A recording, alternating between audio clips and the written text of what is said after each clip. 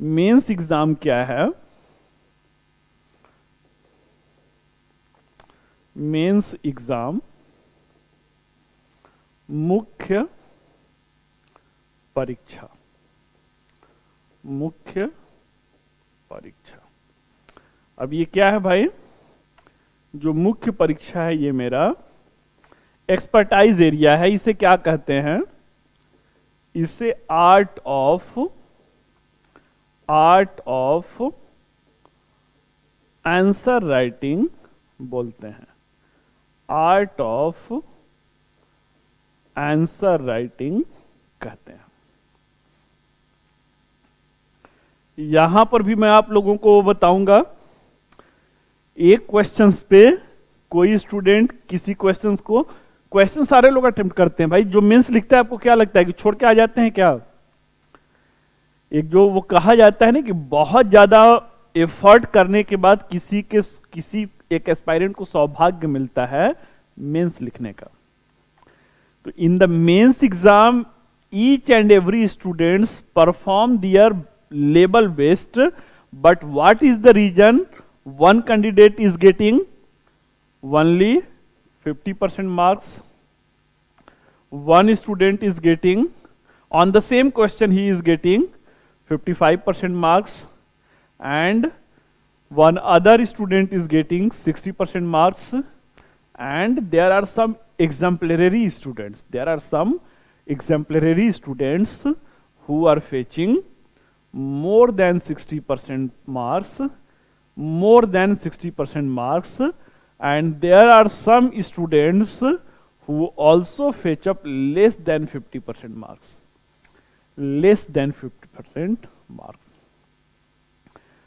सारे लोगों ने आंसर को लिखा, लेकिन क्या कारण है कि कुछ 50% से कम पा रहे हैं और कुछ जो है वो क्या कर रहे हैं भाई, कुछ जो है उसी प्रश्न का उत्तर जो है 60% से भी ज्यादा पा रहे हैं।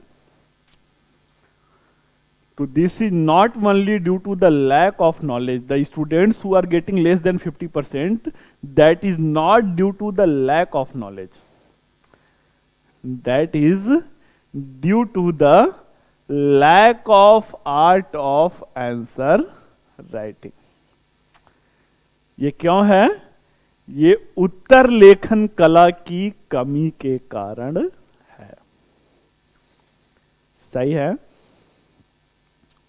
ठीक है। अब भाई प्री जो मैंने आपको बताया वो स्क्रीनिंग टेस्ट है। स्क्रीनिंग टेस्ट में तो भीड़ को हटाने 10 lakh students apply for the UPSC. IAS के लिए 10 लाख स्टूडेंट फॉर्म डालते हैं, 5 लाख अपीयर होते हैं, 10,000 के आसपास में भीड़ को छाटा जाता है, 10,000 को योग्य समझा जाता है। In mains exam what is happening, that 10,000 students who have cleared the UPSC pre, they are the very competitive students. अब वहां पे सारा खेल क्या है? आप अपने एग्जाम में आईएएस बनेंगे या आप आईपीएस बनेंगे कि आप आईआरएस बनेंगे या आप दौड़ से बाहर हो जाएंगे। That all depends upon your answer writing. 10,000 means देते हैं, कोई आईएएस बनता है, कोई आईपीएस बनता है, कोई आईआरएस बनता है, कोई इंटरव्यू से ही बाहर हो जाता है। वो क्या कारण है भाई? What are that reason that is the making difference in that scenario? That is the completely art of answer writing, मुख्य परीक्षा। और वंस अगेन लिसन केयरफुली, ध्यान से आप लोगों को सुनना है। क्या? अगर if you want to crack this exam, if you want to, या if you are willing to crack this exam, आपको क्या करना है? Since today you have to more focus, you have to more emphasize on your means answer writing. अगर भाई आप लोग चाह रहे हैं कि आप इस एग्जाम को क्रैक कर ले जाएं, तो ध्यान से सुनिए, आपको पढ़ने से ज्यादा जो है लिखने पे ध्यान देना है।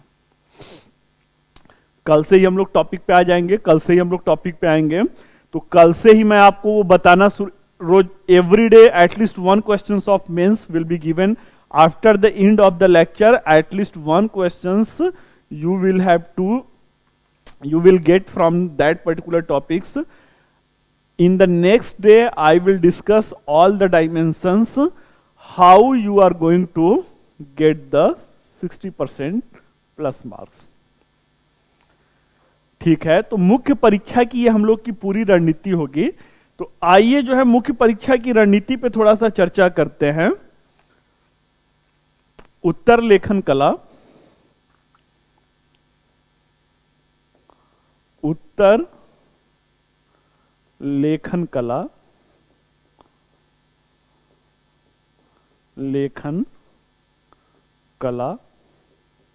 ठीक है।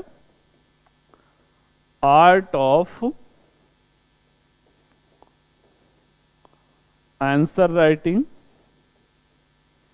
ठीक है। अब ये उत्तर लेखन कला में कौन कौन से डायमेंशन हैं भाई? What are the key components? What are the key components in art of answer writing?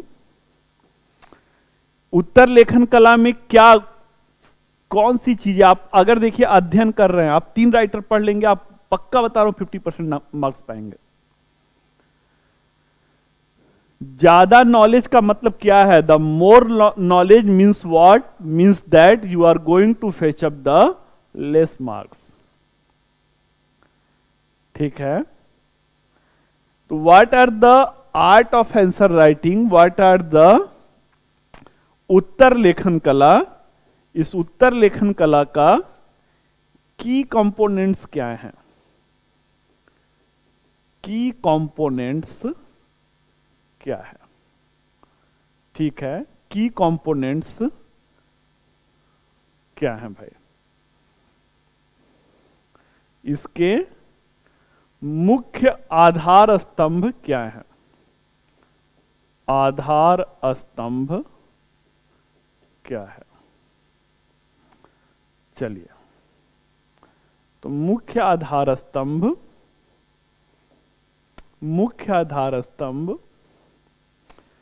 सबसे पहले आपको क्या करना है? कीवर्ड्स पे ध्यान देना है। कीवर्ड्स पे ध्यान देना है। किसी भी प्रश्न के अंत में आप लोग देखते हैं वो लगा हुआ रहता है ना, करना क्या है? कमेंट करना है, क्रिटिकली एनालाइज करना है, देन आफ्टर डिस्कस करना है, इवेलुएट करना है, हिंदी में अगर बता दूं टिप्पणी करना है, आलोचनात्मक मूल्यांकन करना है, ठीक है, व्याख्या करना है, चर्चा करना है, सविस्तार चर्चा करना है। विद दैट कीवर्ड्स, अगर प्रश्न के अंत में ये शब्द बदल गए, उत्तर बदल जाएगा। इस प्रश्न के अंत में अगर जो कीवर्ड्स है अगर वो चेंज हो गया, आंसर चेंज हो जाएगा। उदाहरण के लिए, the revolt of 1857 was first war of independence discuss. 1857 का विद्रोह प्रथम स्वतंत्रता संघर्ष था, चर्चा करें। अब अगला मैं प्रश्न कह रहा हूं, 1857 का स्वतंत्रता संघर्ष, 1857 का विद्रोह प्रथम स्वतंत्रता संघर्ष था। आलोचनात्मक मूल्यांकन करें, आलोचनात्मक मूल्यांकन करें। The revolt of 1857 was the first war of independence. Critically analyze. My dear students, only with the replacement of one keywords, the entire answer will right now change. पूरा उत्तर जो है वो बदल जाएगा। ठीक है, तो इस तरीके से क्या है, इस तरीके से उत्तर लेखन कला में आपको इन सारे कीवर्ड्स के बारे में समझना ज्यादा जरूरी है। क्लियर? सही है। अब आगे देखा जाए, अगला कौन सा इसका मुख्य आधार स्तंभ। अब एक ही दिन में तो आप ज्ञानी बन नहीं जाएंगे भाई ना, ये कहा जाता है ना, अभी मैंने आपसे कहा ना, answer writing is not the matter of the one day. अगर मैं पूरा एक सेमिनार केवल आंसर राइटिंग पे ले लूं तब भी आप इसमें एक्सपर्ट नहीं होंगे। ये वही चीज है, keep practice and keep practice and keep practice. करत करत अभ्यास के, जितना अभ्यास करेंगे उतना ज्यादा आप साइनिंग करते जाएंगे। एक और उदाहरण ले लेता हूं, फॉर्मेशन, यही कीवर्ड्स पे ले रहा हूं। प्रश्न वही है, बस कीवर्ड बदल जाएगा, उत्तर पूरा बदल जाएगा। ठीक है, प्रश्न सेम है, बस कीवर्ड बदल जाएगा, पूरा आंसर जो है वो चेंज हो जाएगा। आइए एक दूसरा क्वेश्चन लिया जाए। Formation of INC, formation of INC was according to safety valve theory. Discuss discuss. Congress का गठन कैसे हुआ था भाई? कांग्रेस का गठन सुरक्षा कपाट सिद्धांत के तहत हुआ था। चर्चा कीजिए। प्रश्न वही है, बस अंत में क्या बदल गया? कांग्रेस का गठन सुरक्षा कपाट सिद्धांत के तहत हुआ था। आलोचनात्मक चर्चा कीजिए। कंप्लीट, शायद अभी आप लोग शुरुआत कर रहे हैं ना, कंप्लीट आंसर बदल। अभी मैंने पीछे क्या लिखा था पिछले स्लाइड में कि क्यों आंसर तो सारे लिख के आते हैं भाई ना, आंसर तो सारे लिख करके आते हैं। और आप एक लड़का जो जिसको आंसर राइटिंग नहीं कराया गया है क्लास में, उसको तो यही लगेगा कि सर ने हमें जो है बिपिन चंद्र को पढ़ाया था, सर ने हमें जो है यशपाल ग्रोवर को पढ़ाया हुआ था, सर ने हमें जो है और भी बड़े बड़े जो सुमित भट्टाचार्य हैं उनको बताया हुआ था। लेकिन कीवर्ड्स अगर नहीं बताया गया तो क्या हुआ? 50% से भी कम मार्क्स पाएंगे, 50% से भी कम मार्क्स पाएंगे। और वही चीजें हैं कि कहानी के साथ साथ अगर आपको उत्तर लेखन कला पे भी अभ्यास कराया गया तो वो लड़का 60% पाएगा। एक एक प्रश्न पे 10% का आंसर आप समझ रहे हैं। एक पेपर में 20 प्रश्न होता है। In that 20 question, suppose that you are comfortable in the 10 to 12 question. उस 20 प्रश्न में से आप 10 से 12 प्रश्न में क्या हैं, 10 से 12 प्रश्न में अपने आप को कंफर्टेबल महसूस करते हैं। तो जब आप 10 से 12 पे भी कंफर्टेबल महसूस करते हैं तो हर प्रश्न पे आप 2-2 नंबर ज्यादा पा रहे हैं भाई ना। 10 क्वेश्चन का मतलब क्या है? 20 नंबर ज्यादा पा गए। एक पेपर की मैं बात कर रहा हूं, बाकी अगर मान लीजिए 10-12 क्वेश्चन के बाद बाकी का लेवल आपका भी वही वाला है जो उनका है। तो एक पेपर में you are going to make the difference of the 20 marks in a single paper. 4 paper होता है जीएस का, कितना हो गया? 80 मार्क्स हो गया। एसे का पेपर होता है 20 मार्क्स, अगर वहां पे डिफरेंट किए तो कितना? 100 नंबर हो गया। ऑप्शनल के 2 पेपर होते हैं 20-20, अगर वहां पे कर गए तो कितना? 140 मार्क्स हो गया। 140 मार्क्स का जो डिफरेंस है, ध्यान से सुनना है, जो this is the difference of the 140 marks. यही वो कारण है यही वो कारण है कि 10,000 बच्चे देते हैं भाई एग्जाम ना, 10,000 लोग जो है एग्जाम देते हैं, इसमें से क्या होता है, इसमें से लगभग जो है 7,500 जो है मेंस में फेल हो जाते हैं। 140 नंबर कम पाए मेंस से ही, मतलब सॉरी उसी में इंटरव्यू कॉल ही उनका नहीं हुआ, मेंस में ही बाहर हो गए। जो लगभग 2400 2700 मींस की 2500 स्टूडेंट इंटरव्यू में जाते हैं। 140 नंबर का खेल समझिए ना कि ये क्या खेल है। अब वहां पे भी क्या है, वहां पर भी अपना अपना लेवल है ना। वहां पे कोई Indian audit and account service पाया हुआ है, कोई जो है इंडियन जो है वो ट्रैफिक रेलवे एंड ट्रैफिक वो जो सर्विसेज है वो पाया है, कोई रिवेन्यू सर्विस पाया है। लेकिन भाई इन्हीं हर साल उन्हीं में से कुछ 60 70 80 ऐसे लड़के होते हैं ना जो प्रॉपर आईएएस होते हैं। What do you feel, they are from the, किसी दूसरे ग्रह से नहीं आए हुए हैं भाई, वो भी आपके बीच के ही स्टूडेंट हैं, वो भी आपके बीच के। और कभी मिलिए ना, आप जो सिलेक्टेड स्टूडेंट हैं, जो लड़का मेंस दिया हुआ है आप सिलेक्टेड वाले से मिलिए, वो आपसे ज्यादा न तो ज्ञानवान होता है, न तो आपसे वो डिफरेंट होता है। On the background of the या on the level of the knowledge, he is not having the single या something different knowledge to the that aspirants who have appeared in the mains exam. जो mains दे रहा है उससे वो कहीं से भी ज्यादा जो है उसके पास नॉलेज नहीं होता है। What is the difference, difference इसका होता है कि वो आंसर राइटिंग कर रहा है, वो इन छोटी छोटी चीजों पे ध्यान दे रहा है। तो चलिए आंसर राइटिंग का क्या हुआ भाई, आंसर राइटिंग का कंपोनेंट में पहला कंपोनेंट हम लोगों ने देखा कीवर्ड्स। अब इसके बाद क्या है, इसके बाद कॉम्प्रिहेंशन ऑफ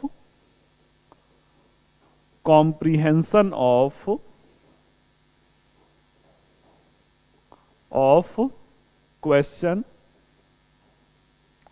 अगला जो पिलर है प्रश्न की समझ। कोई भी प्रश्न अगर आपको दिया जा रहा है, any questions you are given to make attempt, before making attempt at least you have to read that questions twice or thrice. कम से कम आपको उस प्रश्न को कितनी बार पढ़ना है भाई, 2 से 3 बार पढ़ना है। और इस पढ़ने के दौरान आपको क्या करना है, यूजुअली आप देखेंगे कि आईएएस का अगर कोई भी क्वेश्चंस है तो उसमें कितने वो रहते हैं, प्रश्न में कितने सब पार्ट रहते हैं, उपभाग रहते हैं। तो प्रश्न में एटलीस्ट 2 to 3 उप पार्ट, 2 to 3 सब पार्ट, ठीक है। प्रश्न में 2 से 3 उपभाग रहते हैं, जैसे 1857 के विद्रोह के कारणों पर चर्चा करते हुए इसके भारतीय राष्ट्रीय आंदोलन पे प्रभाव का मूल्यांकन कीजिए। प्रश्न में 2 भाग हैं, एक तो 1857 का रिवोल्ट का कारण क्या है, और दूसरा क्या है, इसका भारतीय राष्ट्रीय आंदोलन पर प्रभाव क्या है। ठीक है, तो अब भाई वो प्रश्न क्या पूछे, प्रश्न 2 पूछे हैं ना। गांधी जी के संघर्ष विराम संघर्ष की रणनीति पर चर्चा करते हुए उनके असहयोग आंदोलन के परिप्रेक्ष्य में गांधीवादी राजनैतिक कार्यशैली पे चर्चा कीजिए। अब गांधी जी का संघर्ष विराम संघर्ष, this is the question from the entire Gandhian era, this is the question from the entire Gandhian era.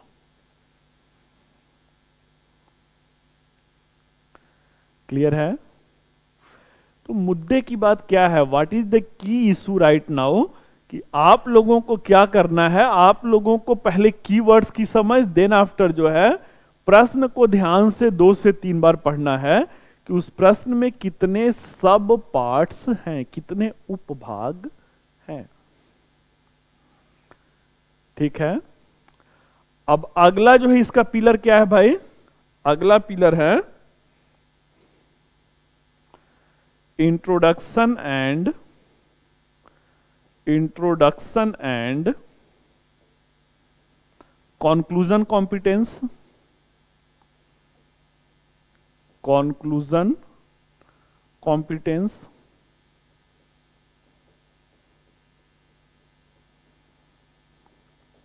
ये क्या है भाई, प्रस्तावना और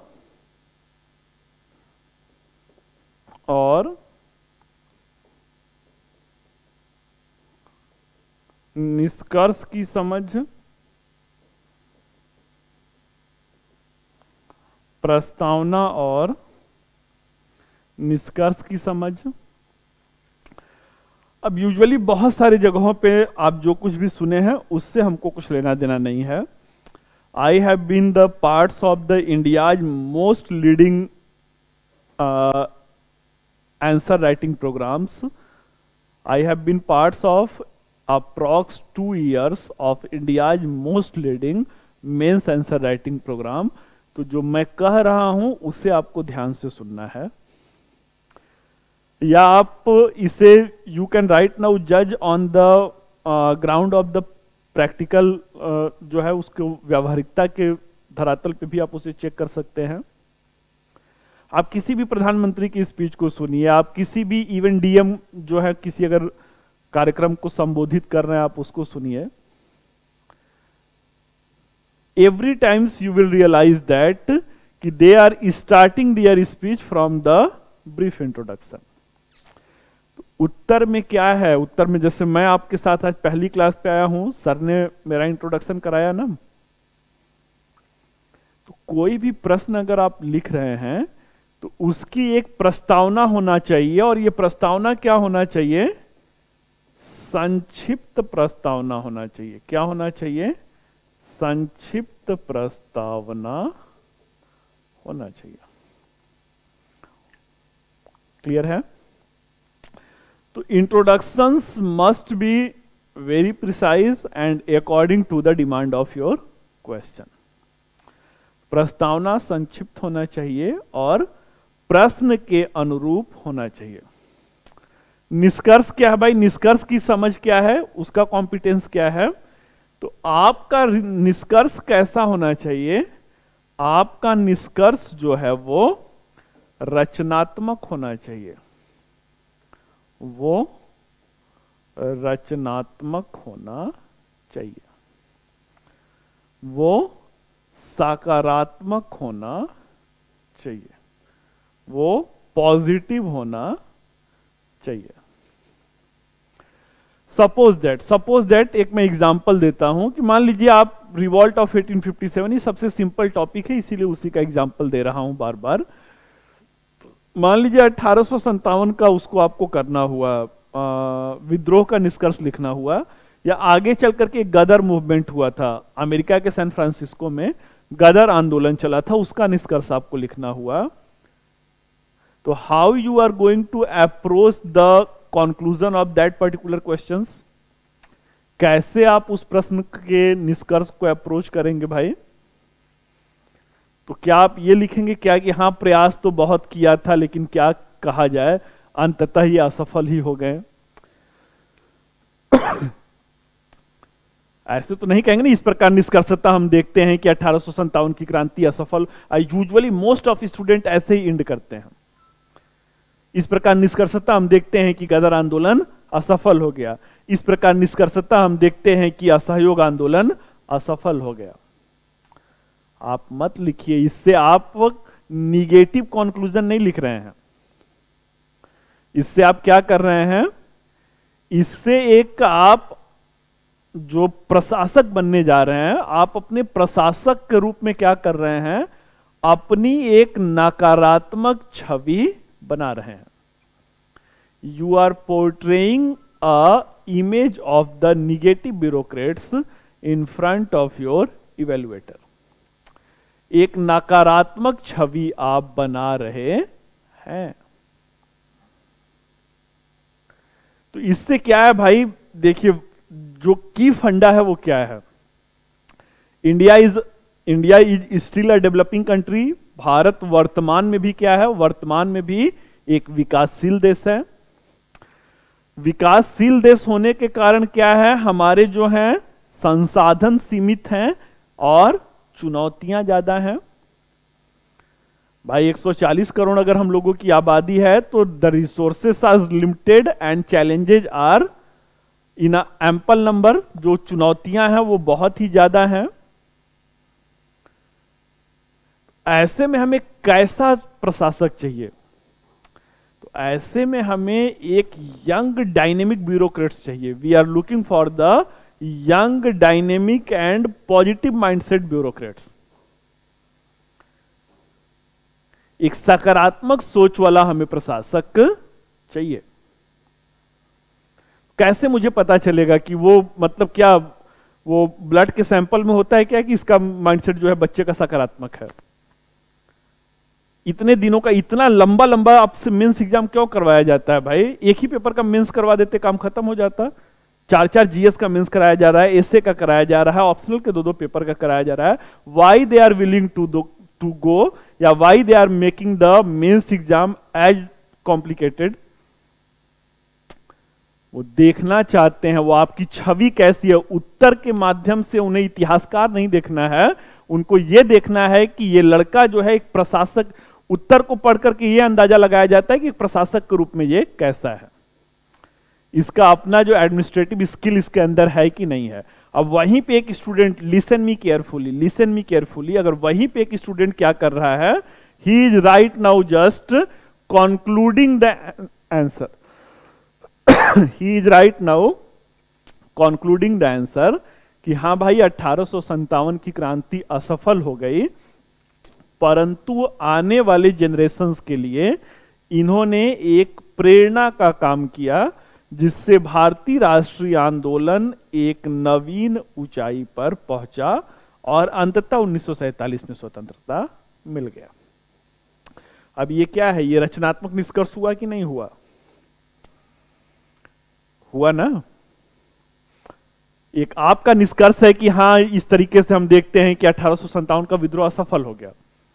एक लड़का लिख रहा है कि हाँ 1857 का विद्रोह जरूर असफल हो गया, परंतु इसने आने वाले जो भी जनरेशंस हैं उनके लिए क्या किया, एक सोर्स ऑफ इंस्पिरेशन का काम किया, एक प्रेरणा का काम किया, जिससे भारतीय राष्ट्रीय आंदोलन एक नवीन ऊंचाई पे पहुंचा और अंततः 1947 में स्वतंत्रता को प्राप्त किया। हो गया भाई ना। गदर आंदोलन का निष्कर्ष एक लड़का लिख रहा है कि हाँ अंततः ही असफल हो गया। दूसरा लड़का अगर आंसर लिख रहा है कि यद्यपि गदर आंदोलन असफल हो गया, परंतु इसने आने वाले समय में सुभाष चंद्र बोस जैसे नेता को भारत की भूमि से बाहर स्वतंत्रता आंदोलन को चलाने के लिए प्रेरित किया। अरे भाई ये जो वो रहता है गदर मूवमेंट अमेरिका के सैन फ्रांसिस्को से चला हुआ था। सुभाष चंद्र बोस ने Indian national army Azad Hind फौज का नेतृत्व किया हुआ था।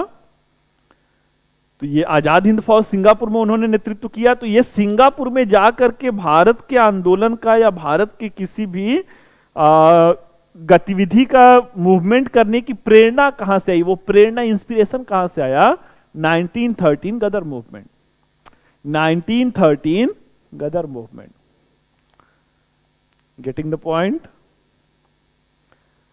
ये सब बूंद बूंद से घड़ा भरता है, बूंद बूंद से घड़ा भरता है। आप ये छोटे छोटे अंतर को देख रहे हैं। आंसर राइटिंग, अभी मैं 1 घंटा तक आप लोग से प्री पे बात किया हूं। Entire 1 hours I did made the discussions only on pre exam. Right now I am having the discussions on mains exam. And mains exam, there is the micro point and there is the macro point. There is the micro points and there is the macro points. ये छोटे छोटे अंतर समझ में आ रहे हैं ना, कि ये छोटे छोटे अंतर जो है ना वो एक एक नंबर का डिफरेंस क्रिएट कर देते हैं। अब यहां से मुझे क्या लगा, बस केवल निष्कर्ष को पढ़ करके एक लड़के को जाते जाते आदमी एक नंबर ज्यादा दे देता है। क्यों? क्योंकि इस लड़के की जो मनोवृत्ति है, इस लड़के की जो सोच है, वो रचनात्मक है, सकारात्मक है, सृजनात्मक है। अगर इसको मैं ज्यादा नंबर देता हूं, ये कल के डेट में अगर प्रशासन में आएगा तो प्रशासन में ये क्या रहेगा, समस्याओं पर इसकी सकारात्मक वो रहेगा, दृष्टिकोण रहेगा। भारत एक विकासशील देश है, विकासशील देश है, तो हमारे पास जब चुनौतियां ज्यादा है तो हम क्या कहें कि नहीं हम प्रयास ही नहीं करेंगे। अरे भाई कुछ वो लोग भी थे ना जो कहा जाता है ना कि हम लाए हैं तूफान से कश्ती निकाल कर, मेरे देश के बच्चों इसे रखना संभाल कर। You are right now going to be the bureaucrats of the 21st century. Imagine that कि who were that peoples when the India get freedom in the year of the 1947. 1947 में जब हम लोगों ने आजादी पाया था, उस समय क्या हमको मिला था, विरासत में क्या मिला था? विरासत में हमें 200 सालों की गरीबी मिली थी, 200 सालों का कुपोषण मिला था, 200 सालों का फूट डालो और राज करो की नीति मिली थी, 200 सालों का हमें जो लूटी हुई अर्थव्यवस्था थी, एक्सप्लॉइटेटिव जो इकोनॉमी थी, वो मिला था। लेकिन वैसे में भी जो किस मिट्टी के बने हुए वो आईएएस अधिकारी थे कि उन्होंने वही हम लाए हैं तूफान से कश्ती निकालकर। जब सब कुछ लूट चुका था, वहां से उन्होंने क्या किया, भारत की नाव को धीरे धीरे खींचते खींचते आज वो जो आपको भारत मिल रहा है वो कौन सा भारत है? You are going to be the bureaucrats of the 21st century. Right now India is the 5th biggest economy in the world, and on the triple P we are the 3rd largest economy in the world. आज जिस भारत का प्रतिनिधित्व आप करने जा रहे हैं, उस भारत के सामने अमेरिका भी आ रहा है, कनाडा भी आ रहा है, जर्मनी भी आ रहा है। वो कहता है कि हमारे भी सैटेलाइट को आप लॉन्च कर दीजिए। तो मैं ये कह रहा हूं कि समस्याएं अभी भी बनी हुई हैं, और ऐसे में हमको कैसे युवा चाहिए भाई, जो सकारात्मक सोच वाले युवा हैं।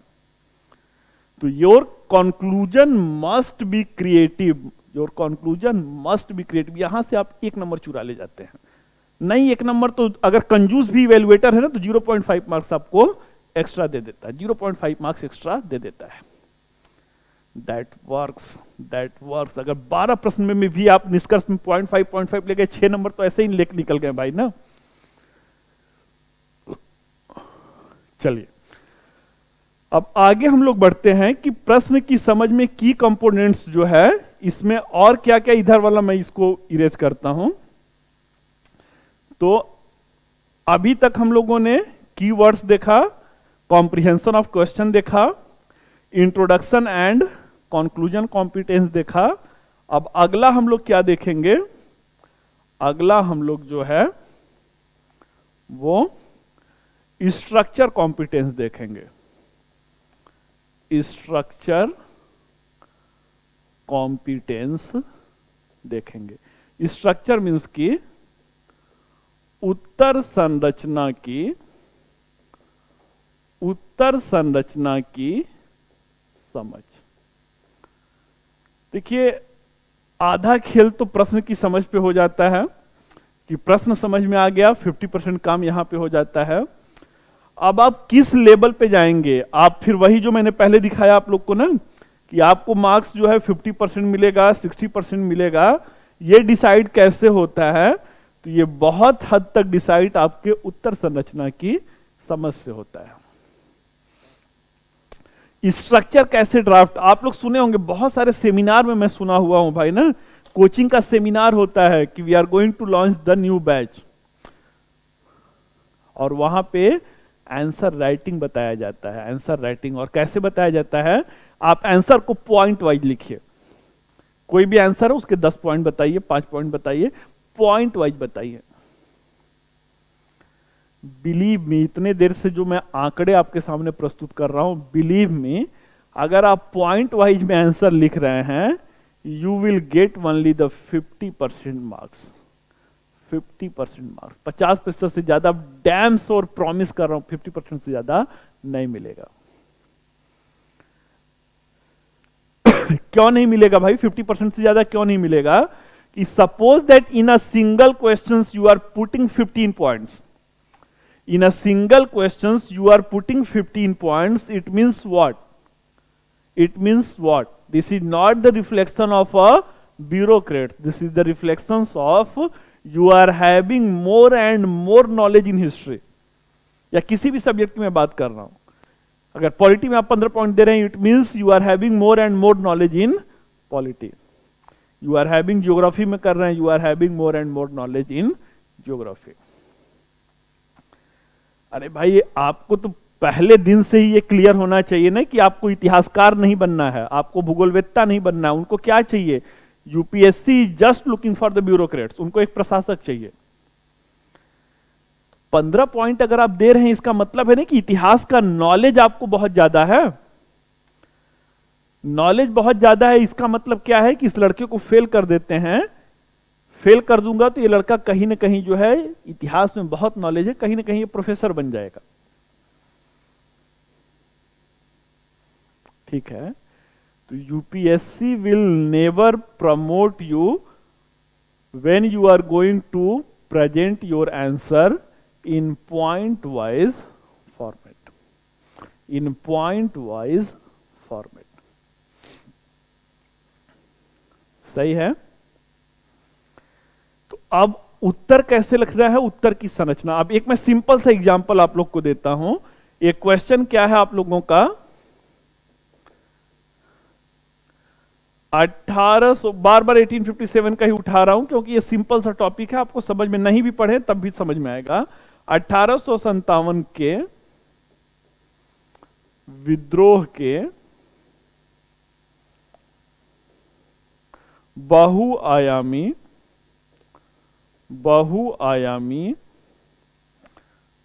कारणों पर चर्चा करें, कारणों पर चर्चा करें। अब आप सब लोग देखिए, एक ऐसा क्वेश्चन है, आप सब लोग विद्वान हैं इस पे। This is the quite simple questions just like the PCS exam. What were the multidimensional reasons of the revolt of 1857? 1857 की क्रांति के कारणों पे चर्चा करना है। सिंपली देखिए, आप लोगों के अंदर भी, जो ऑनलाइन स्टूडेंट देख रहे हैं ना, उनके अंदर भी क्या होगा, एक बहुत ज्यादा उतावलापन होगा कि ये कौन सा प्रश्न है सर। अभी मैं बता देता हूं। 1857 के क्रांति के राजनीतिक कारण थे, उसके सामाजिक कारण थे, उसके आर्थिक कारण थे, उसके धार्मिक कारण थे। कुछ और होनहार होंगे तो वो क्या कहेंगे कि उसके तात्कालिक कारण भी थे। राइट नाउ, अब ये पॉइंट वाइज में आंसर नहीं है। आप 1857 की क्रांति की उत्तर संरचना बना रहे हैं। उत्तर संरचना बना रहे हैं political reason, social reason, economic reason, religious and cultural reason. Once again, कितना मार्क्स पाएंगे? अभी तक तो 50% पे आप थे ना, अब आप यहां पे कहां पे आ जाएंगे? आप 55 to 58%, 55 से 58% नंबर पाएंगे। You will right now fetch up the at least 55 to 58%. होना क्या चाहिए? एक डायनेमिक स्ट्रक्चर होना चाहिए भाई ने। एक जो कह सकते हैं कि सबसे ज्यादा जो एक रचनात्मक जो उत्तर संरचना होनी चाहिए। आपको, मुझे, what is the my role, what is the role of from my end, that I have to stand all my students at least 60% and 60% plus marks। मेरा रोल क्या है भाई? फिर से मैं कह रहा हूं कि आप कुछ नहीं जानते हैं। You have having nothing in art of answer writing. कहानी मैं सुना दूंगा, आपको लगेगा यही सत्य है, यहीं से नंबर मिल जाएगा।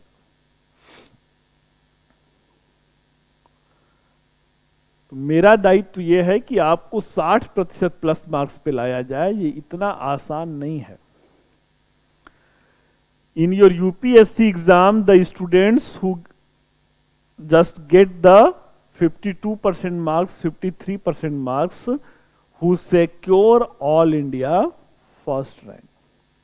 यहां पे जो 52-53% नंबर पा जाता है ना, वो पूरे भारत में ऑल इंडिया टॉप कर जाता है। तो 60% नंबर आपको मजाक लग रहा है क्या? दिस इज समथिंग स्पेशल ना। तो इस तरीके से क्या है भाई, अगर हमको यहां पे रीजन देना हो तो सीधे सीधे क्या बताया जाएगा, ये मल्टी डायमेंशनल क्वेश्चन जो है, multi dimensional reason of revolt of 1857 से है। अब इसका स्ट्रक्चर मैं कहां पे आपको लेके आ रहा हूं, 60% प्लस। सिंपल सा हो जाएगा, एक इंटरनल रीजन हो जाएगा, इंटरनल रीजन, और दूसरा जो है एक्सटर्नल रीजन। कौन सा रीजन? External reason. कौन सा कारण है भाई? आंतरिक कारण और बाह्य कारण, और बाह्य कारण। अब आंतरिक में क्या बताएंगे? आंतरिक में आप आ जाइए, बताइए कि पॉलिटिकल रीजन था, सोशल रीजन था, इकोनॉमिक रीजन था, रिलीजियस कल्चरल रीजन था, एंड इमीडिएट रीजन था। यहां पे चाहें तो आप एक और एडमिनिस्ट्रेटिव रीजन भी ऐड कर सकते हैं, एडमिनिस्ट्रेटिव रीजन भी ऐड कर सकते हैं। अब है क्या ना, बहुत ही प्रिकॉशियसली सुनना है कि 100 में, आउट ऑफ 100 में 95 स्टूडेंट ने यहीं तक आंसर राइटिंग को, स्ट्रक्चर, अगर मेरे कहने का मतलब है कि अगर स्ट्रक्चर को फॉलो भी कर रहा है ना, तो वन ऑफ द प्रोफिशिएंट वे में वो फॉलो नहीं कर रहा है। अब एक स्टूडेंट, प्रशासक के रूप में हमको क्या चाहिए भाई? प्रशासक के रूप में आपका समग्र दृष्टिकोण होना चाहिए ना। आपका दृष्टिकोण क्या होना चाहिए? एक समग्र दृष्टिकोण होना चाहिए। तो इस समग्र दृष्टिकोण में हमें कैसे पता चलेगा कि you are having a holistic approach? तो जैसे ही आंसर को पढ़ते समय हमें लगेगा कि ये लड़का हमें केवल राजनीतिक, सामाजिक, आर्थिक, धार्मिक ही नहीं बता रहा है, ये बता रहा है कि 1857 के विद्रोह में कुछ कौन से कारण थे, कुछ बाह्य कारण भी थे, कुछ बाह्य कारण भी थे। वो सुने हैं ना, संगत से गुण होत है, संगत से गुण जात। तो अब यहां से क्या लगेगा भाई? यहां से तो क्लियरली हमको दिख गया ना कि इस लड़के का अगर मैं प्रशासक के रूप में इसका मैं सिलेक्शन कर लेता हूं, तो जो इसके जिले में चुनौतियां होगी उसे ये किस तरीके से देखेगा? उसे ये समग्र दृष्टिकोण से देखेगा, एक हॉलिस्टिक माइंडसेट से देखे। अब यहां पे आप दो ही पॉइंट बताइए, चलेगा। अब बताइए कि 1857 का जो विद्रोह हुआ था, that was inspired by the American revolution, that was inspired by the French Revolution, that was inspired by the English education। उत्तर संरचना आपका क्या हो गया? उत्तर संरचना आपका कंप्लीट हो गया। उत्तर संरचना आपका, अब यहां से मुझे क्या, एक लड़का, अब इसी क्वेश्चन को देखिए, एक लड़का अगर पॉइंट वाइज में लिखता 1 2 3 4 5 10 15 15 पॉइंट अगर दे देता, तो प्रशासक के रूप में उसकी छवि नहीं बनती, उसकी इतिहासकार के रूप में बहुत ज्यादा इतिहास जानता है, उसको कितना दिया जाता? 50% मार्क्स दिया जाता, 50% मार्क्स दिया जाता। एक लड़का उत्तर संरचना को फॉलो कर रहा है, one student is following the answer writing structure, but वो बाह्य कारण नहीं दे रहा है, बस वो यहां तक ऐसे दे रहा है। जब वो बाह्य कारण मेंशन नहीं कर रहा है, मीन्स की क्या है, अरे भाई ये एक तरीके से क्या है, एक तरीके से आप कह सकते हैं ना कि उत्तर संरचना का समग्र रूप नहीं है, उसमें कुछ छूट रहा है। तो ही विल गेट, अगर यहां तक देता है तो क्या पाएगा, this is the traditional form of the structure, ये पारंपरिक उत्तर संरचना है। तो वहां पे वो कितना 55 to 58%। आप 2 ही 3 पॉइंट बाह्य कारण बता रहे हैं, आप 2 ही 3 पॉइंट ज्यादा बता रहे हैं। इस 2 ही 3 पॉइंट से क्या हो जा रहा है कि ये समग्र दृष्टिकोण से सोच रहा है। Right now you are getting 60% marks. अब यहीं पे आपने क्या, एक क्रिएटिव कंक्लूजन दे दिया, तो 60% मार्क्स में क्या हो जाएगा, प्लस 60% प्लस।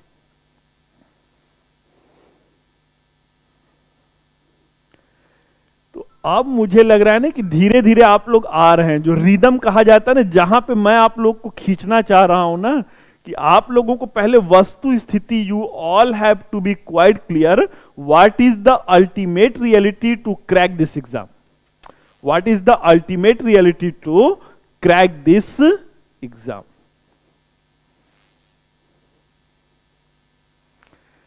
तो अभी उत्तर संरचना खत्म नहीं हुआ है भाई, ये मैं कह रहा हूं ना कि this is only the beginning है। ये क्या है, ये मैं बस उसका एक आईना दिखा रहा हूं।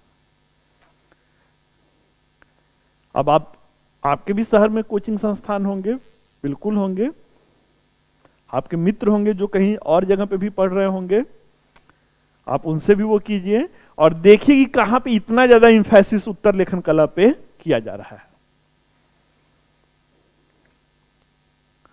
तो आइए अब हम लोग आगे बढ़ते हैं।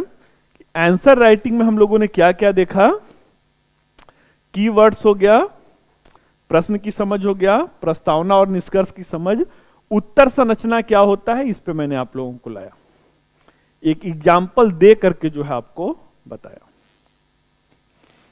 ठीक है, अब अगला क्या है, अगला है लैंग्वेज कॉम्पिटेंस। लैंग्वेज कॉम्पिटेंस, भाषागत शैली क्या है, भाषागत शैली क्या है।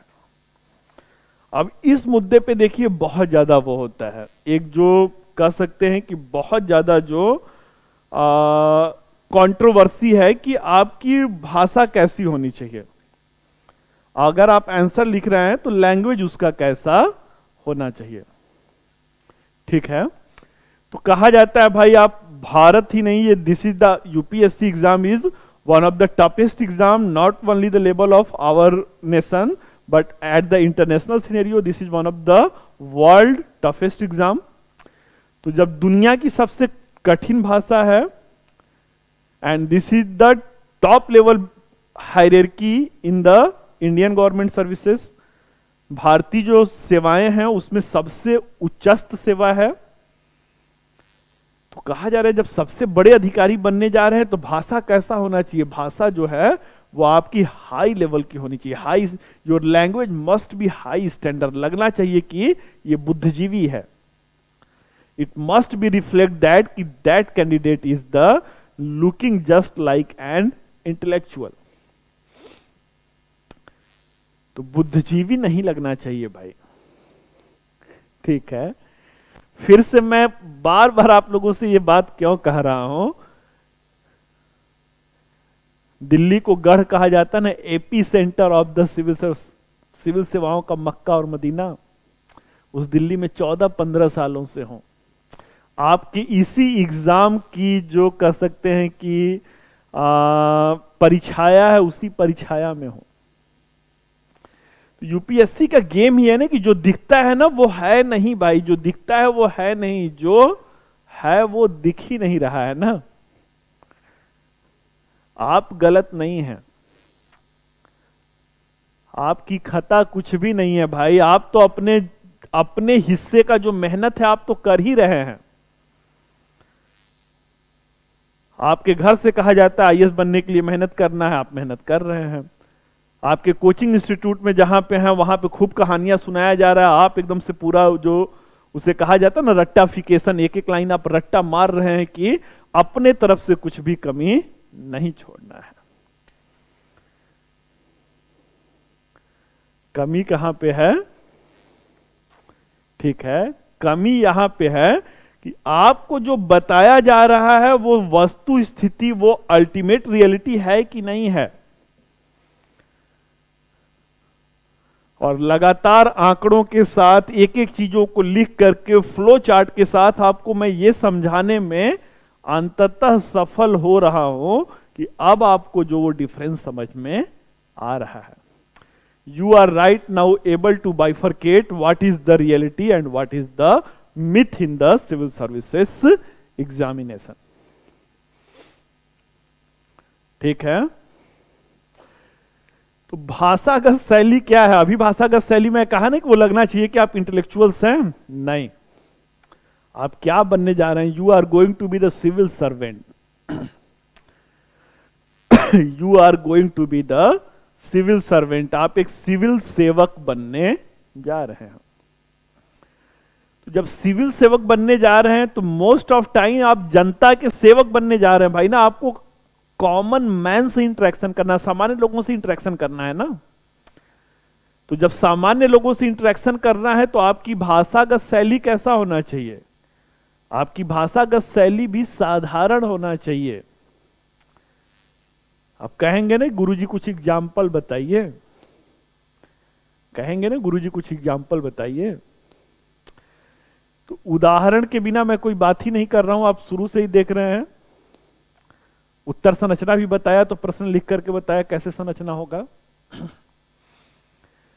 तो जो एनसीईआरटी का लैंग्वेज है, ठीक है, आपकी भाषागत शैली वैसी ही होनी चाहिए।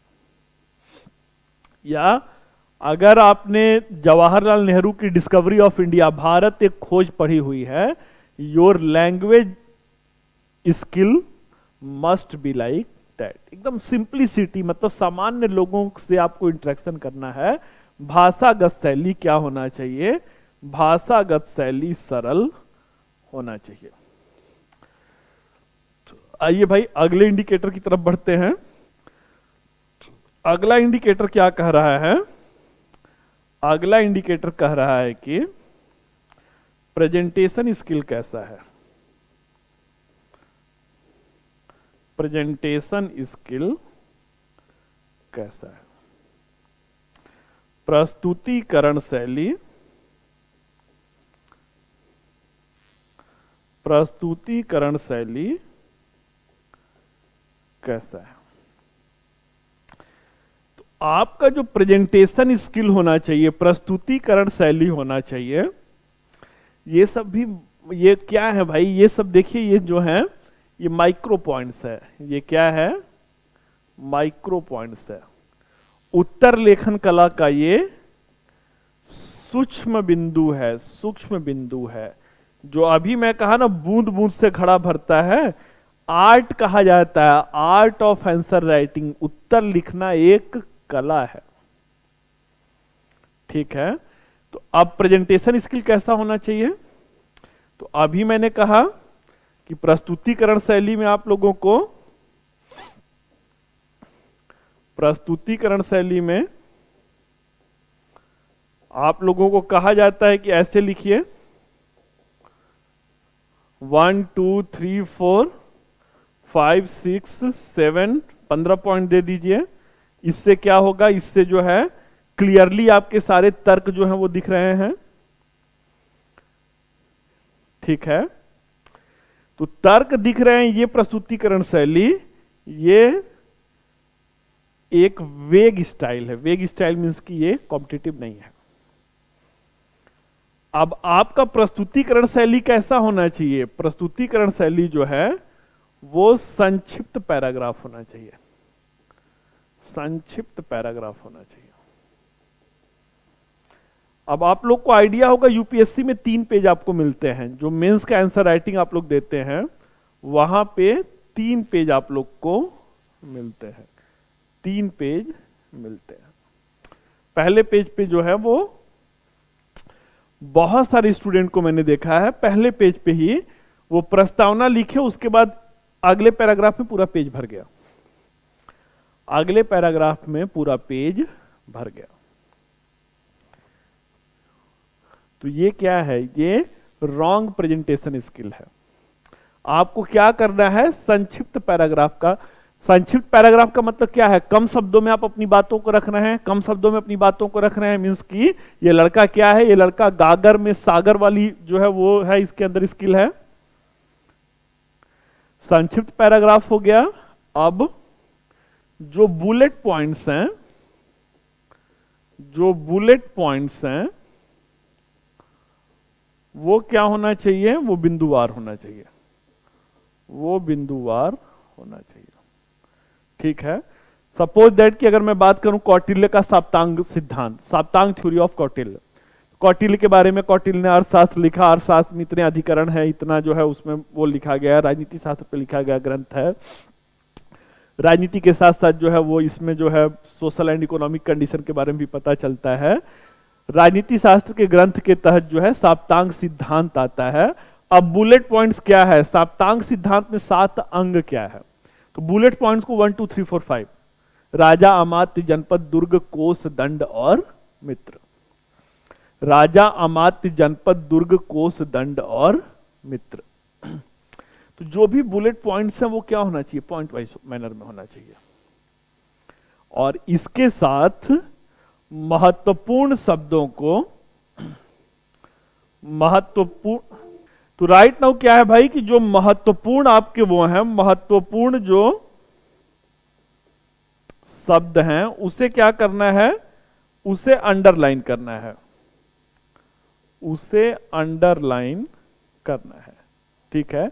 जैसे वो देखेंगे ना, हम भारत के लोग भारत को एक स्वतंत्र प्रभुत्व संपन्न लोकतांत्रिक गणराज्य बनाने के लिए We the people of India having the solemnly resolved to constitute India into a sovereign socialist, sovereign underline कर दीजिए, socialist underline कर दीजिए। Okay student, there was a little bit technical issue, right now we are once again here. So I was talking on the matter of the what should be the presentation skill while writing your answer. So while writing your answer, your presentation skill must be in the brief paragraph, एक brief paragraph में होना चाहिए। Bullet points कैसे होना चाहिए, point wise manner में होना चाहिए, इसका भी एग्जांपल मैंने बताया, कौटिल्याज साप्तांग थ्योरी। राइट नाउ जो भी इंपॉर्टेंट वर्ड्स हैं, that important words must be underline, like that right now I did just use the preamble of India, कि वहां पे we the people of India having solemnly resolved to constitute India into a sovereign socialist democratic republic। sovereign underline होना चाहिए, socialist underline होना चाहिए, democratic Republic underline होना चाहिए। तो इस तरीके से क्या है, प्रस्तुतिकरण शैली से आपकी व्यक्तित्व की जो कहा जा सकता है ना कि एक कितना ज्यादा आप डायनेमिक हैं उसके बारे में पता चलता है। क्लियर है। अब इसके बाद उत्तर लेखन कला में हम लोगों का मुद्दा आता है, प्रेजेंटेशन स्किल भी हो गया, प्रस्तुतिकरण शैली भी हो गया, अब है आर्गुमेंट कॉम्पिटेंस। आर्गुमेंट कॉम्पिटेंस, तर्क की समझ, तर्क की समझ। आर्गुमेंट कहा जाता है ना कि आप कौन से आर्गुमेंट, अपना जो भी क्वेश्चन पूछा जा रहा है उसके लिए आप कौन से आर्गुमेंट, मतलब कौन से तर्क दे रहे हैं। अरे भाई तर्क देंगे तभी, अभी मैंने कहा ना कांग्रेस का गठन जो है सेफ्टी वॉल थ्योरी के आधार पे हुआ था, तो सेफ्टी वॉल थ्योरी जो सुरक्षा कपाट सिद्धांत है उस पे आप तर्क रखेंगे ना। तो जो भी तर्क आप रख रहे हैं वो तर्क क्या होना चाहिए, वो तर्क अंधेरे में तीर मारने वाला नहीं होना चाहिए। That argument must be supported with some examples. वो तर्क क्या होना चाहिए, वो कुछ उदाहरणों के साथ समर्थित होना चाहिए। क्लियर है? तो आप जो भी चीजों को कह रहे हैं वहां पे आपको कुछ एग्जाम्पल देना ही पड़ेगा।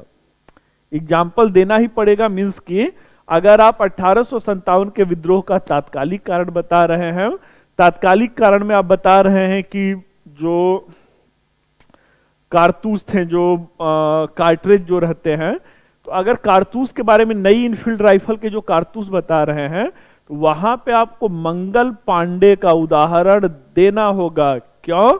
क्योंकि मंगल पांडे ही वो चिंगारी थे जिन्होंने क्या किया था, जिन्होंने 1857 के विद्रोह की अग्नि को प्रज्वलित किया था। ठीक है, तो आपके तर्क क्या हैं? आपके तर्क जो हैं किसी न किसी एग्जाम्पल के साथ जो है वो सपोर्ट होना चाहिए। अब लास्ट हम लोग आ रहे हैं, अंतिम हम लोगों का क्या मुद्दा होगा?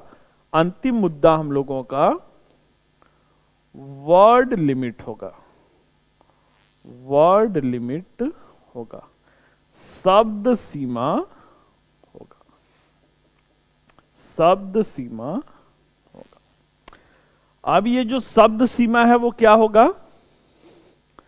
क्या जरूरत है भाई? यूपीएससी जो आपसे कहता है कि हमें आंसर कितने वर्ड्स में चाहिए, हमें आंसर जो है वो 250 वर्ड्स में चाहिए। कह रहे हैं ना कि आंसर आपका कितने में होना चाहिए? 250 शब्द में होना चाहिए। अब 250 शब्द में कौन सा अपराध हो गया अगर आपने 300 वर्ड में लिख दिया? तो समय आपका है, पेन आपका है, लेखन शैली आपकी है। अगर आप ज्यादा लिख रहे हैं, कुछ क्वेश्चन छूट जाएगा तो आपकी अपनी हानि हो रही है। लेकिन कौन सा आफत यूपीएससी पे पड़ रहा है अगर आप 250 की जगह पे 300 शब्द लिख दे रहे हैं? उत्तर लेखन कला में शब्द सीमा वो क्यों बार बार आपको पुशअप करते हैं कि इसी सब कुछ जो है वो शॉर्ट क्वेश्चंस होते हैं। शॉर्ट क्वेश्चंस जो हैं वो 150 शब्दों में लिखना होता है। तो why UPSC is looking for you all have to be binded with the, your answer must be binded with the word limits. तो शब्द सीमा क्या है? अभी मैंने आपसे क्या कहा? भारत क्या है? आपका देश जो है वो एक विकासशील देश है। विकासशील देश का मतलब क्या है कि अभी हमारे पास संसाधन कम है।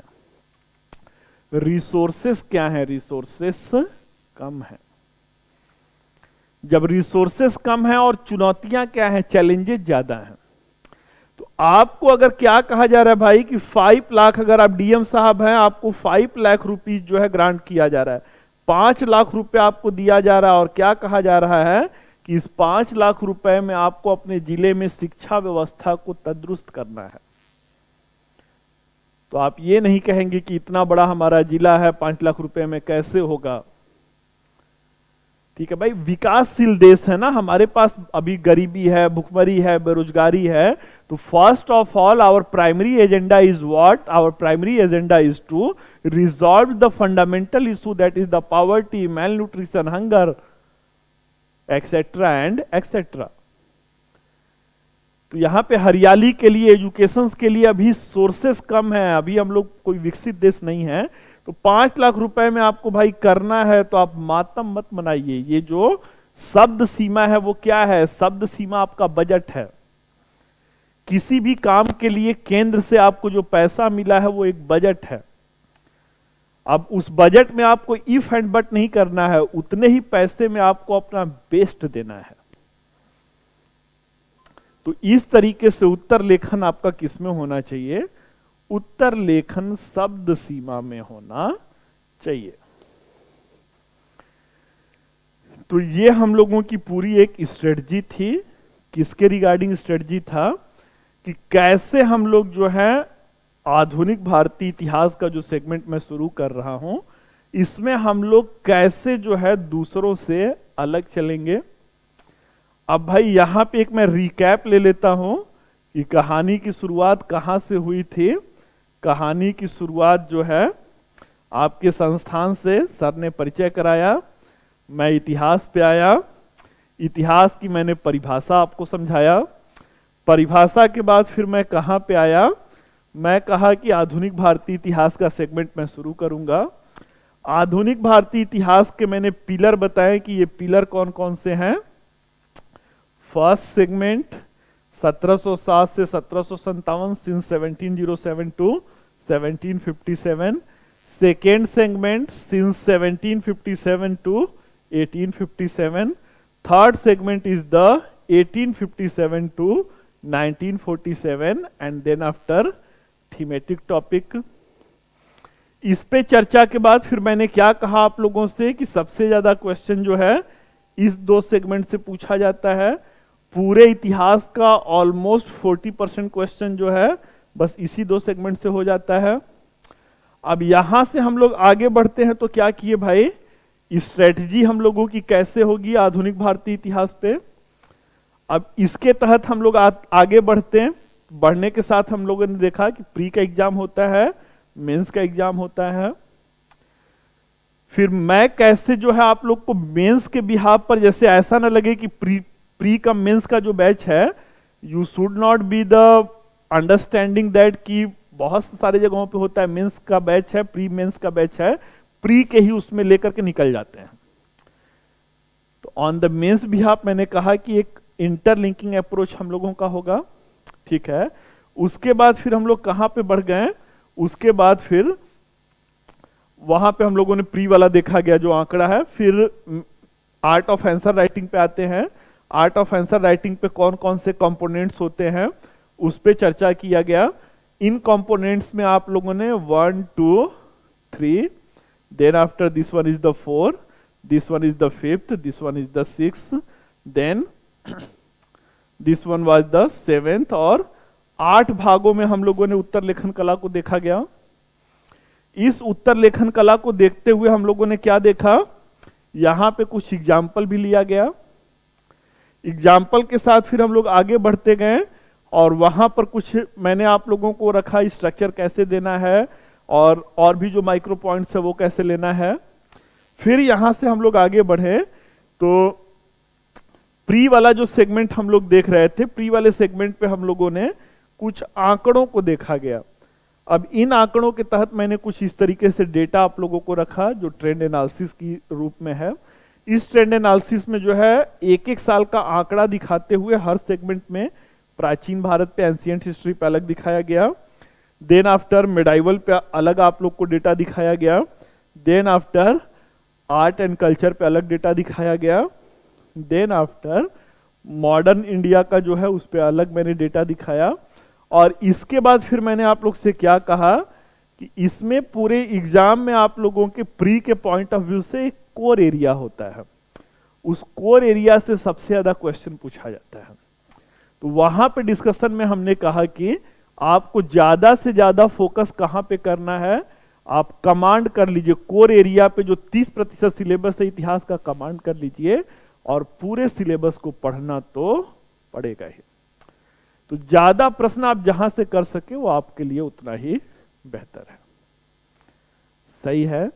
तो आइए अब हम लोग आगे बढ़ते हैं और आगे बढ़ने के साथ अब हम लोग थोड़ा सा ग्लिम्स जो हम लोग का कल से टॉपिक शुरू होगा उसका एक मैं आप लोगों के साथ माइंड मेकअप कर देना चाहता हूं, ठीक है।